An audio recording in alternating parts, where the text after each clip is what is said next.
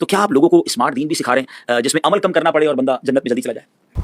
السلام علیکم ورحمۃ اللہ وبرکاتہ۔ دوستو، کیا دعوت اسلامی والے لوگوں کو اسمارٹ دین سکھا رہے ہیں؟ سنیں۔ اور حضرت سے سوال یہ ہے حضور کہ دنیا اپنے کاموں کو اسمارٹ بنا کر بہت تیزی سے ترقی کر رہی ہے، تو کیا آپ لوگوں کو اسمارٹ دین بھی سکھا رہے ہیں جس میں عمل کم کرنا پڑے اور بندہ جنت میں جلدی چلا جائے؟ کہیں تو تفصیل ہوگی اور کہیں مطلب اختصار ہوگا۔ اب جیسے نماز پڑھنی ہے تو اس کو آپ بولو گے اسمارٹ کر دو اور ریڈیوس کر دو، تو 2 کے بدلے ایک سجدہ کر دیں، 4 رکعت کے بدلے 2 رکعت کر دیں۔ وہ جتنا شریعت نے حکم دیا ہے اتنی قراءت بھی کرنی ہوگی، جتنا اسلام نے تسبیحات پڑھنے کی ہمیں مطلب ترغیب ارشاد فرمائی وہ تسبیحات پڑھنی پڑے گی۔ لیکن یہاں لوگوں کے ذہنوں میں یہ بات آتی ہے کہ جناب اگر دعوت اسلامی کے قریب آنا ہے، دین کا کام کرنا ہے، تو کبھی تو آپ 12 ماہ کے قافلے کی بات کر رہے ہوتے ہیں، کبھی کہتے ہیں وقف مدینہ ہو جائیں۔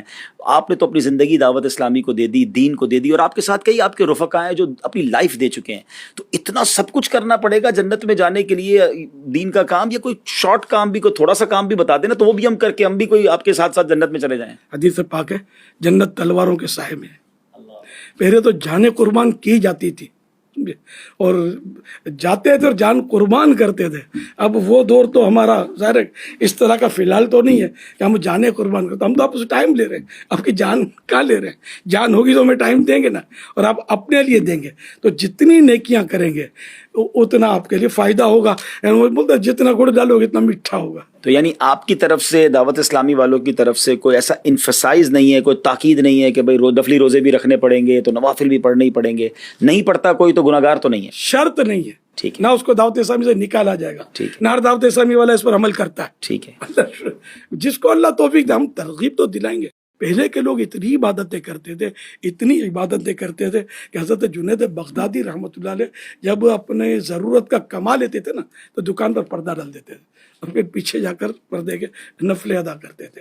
تو ان کا آج میں نے تذکرہ کیا نا، ان کی یہ شان تھی، صدیوں بیت گئی۔ تو اس طرح مطلب اور بزرگوں کے تقوی، پرہیزگاریاں، ان کی عبادتیں، شیخ عبد القادر جیلانی غوث اعظم رحمۃ اللہ علیہ کی عبادتوں کے کتنے تذکرے کہ کتنا تقویٰ کرتے تھے، کتنا جنگلوں میں انہیں عبادتیں کی۔ تو مطلب یہ سارے تو ہم آپ کو جنگل میں تو بھیج نہیں رہے، یہ تو چاروں طرف منگل ہی منگل ہے۔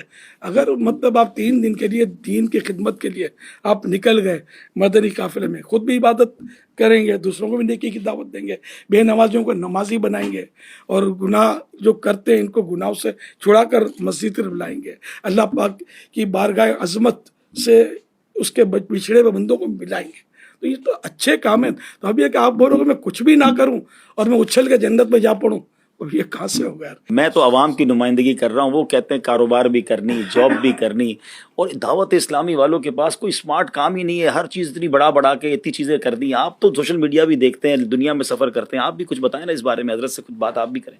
دیکھیے، کوئی ایسی بات انہوں نے باقی رکھی تو نہیں ہے، اصل میں یہ ہے کہ جیسے نہیں ماننا اس کو نہیں ماننا ہوتا۔ میں یہ سمجھ پا رہا ہوں کہ جو علماء ہیں ان کا کام امت تک پوری بات پہنچانا ہے، ماشاءاللہ، اور یہ کام حضرت نے کیا۔ حضرت نے فرض کیا یہ بھی بتایا، واجب کیا یہ بھی بتایا، سنت کیا یہ بھی بتایا، نفل کیا یہ بھی بتایا، مستحب کیا یہ بھی بتا دیا، گناہ کیا یہ بتا دیا، ثواب کیا یہ بتا دیا۔ اب جنہوں نے صرف فرض پڑھنے کے علاوہ اور کچھ کرنا نہیں اور لوگ باتیں کریں گے تو انہوں نے فرض کو اہمیت دی، باقی چیزوں کو اہمیت بھی نہیں دی ہوگی۔ ایسا ہی ہے۔ یار ہم پر بات نہ آئے۔ جنہوں نے داڑھی رکھنی تھی انہوں نے داڑھی کے فضائل بیان کی اور داڑھی رکھنے کی اہمیت بیان کی، اور جنہوں نے داڑھی رکھنی نہیں ہے معاذ اللہ تو انہوں نے داڑھی اسلام میں ہے کہ اسلام داڑھی میں ہے، اس طرح کی باتیں کر کے لوگوں کو کنفیوز کرنے کی کوشش کی۔ ایسا ہی ہے۔ یہاں سے باقاعدہ وہ بات بیان کی گئی کہ جس بیان کو کرنے کے بعد ایک تو ایک علم پہنچانے کا بھی حق ادا کرنا ہوتا ہے۔ ایجوکیشن فیلڈ کے اندر ایک آؤٹ لائن کا لفظ ہے، آؤٹ لائن ہمیشہ کمپلیٹ ہوتی ہے۔ ٹھیک ہے۔ اللہ پاک کی رحمتیں ہمیں ایسے بزرگوں کا سایہ نصیب ہوا ہے، اس پر قوم کو چاہیے کہ اللہ کا شکر ادا کرے کہ اس پرفتن دور میں دین کی اتنی سچی اور مکمل بات بتانے والے موجود ہیں، الحمدللہ۔ اس کو تسلیم کر لیا جائے۔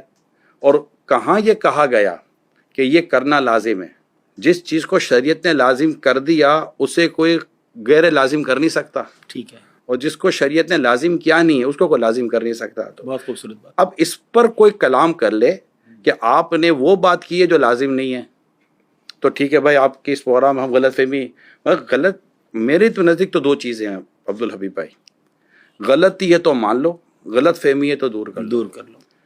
سو دوستو، آپ نے سنا اس ویڈیو کے بارے میں آپ کا رائے کیا ہے ضرور بتائیے گا. اور ہاں، یہ ویڈیو اگر پسند آئی تو شیئر بھی کیجئے، لائک بھی کیجئے، اور اس طرح کے مزید ویڈیو پانے کے لیے چینل کو سبسکرائب کر کے ہمارے ساتھ جڑے رہیں. ملتے ہیں کسی اور ویڈیو میں، تب تک اپنا خیال رکھیں. خدا حافظ. السلام علیکم ورحمۃ اللہ.